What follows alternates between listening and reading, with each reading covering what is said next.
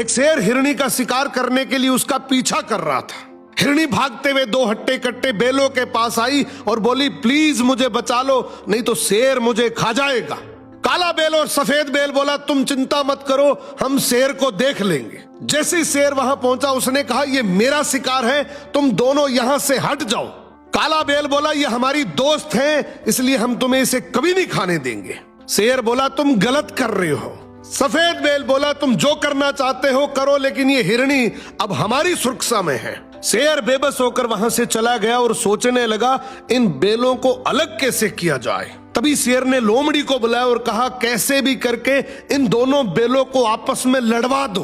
तू एक बार इन दोनों को अलग करवा दे, फिर मैं एक एक करके दोनों को खा जाऊंगा। लोमड़ी बोली, जी हुजूर, अभी जाती हूँ। सबसे पहले लोमड़ी सफेद बेल के पास गई और बोली, मैं तुम्हें एक बात बता रही हूँ, आगे मत करना।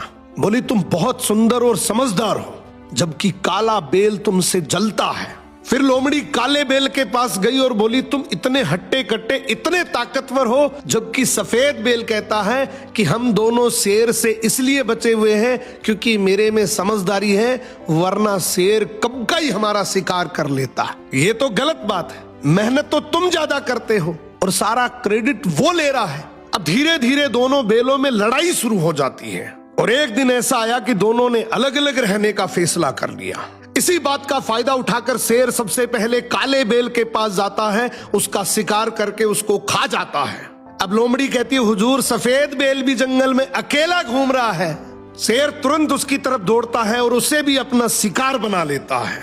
इसीलिए कहते हैं, भाई भाई जब तक साथ है कोई कुछ नहीं बिगाड़ सकता।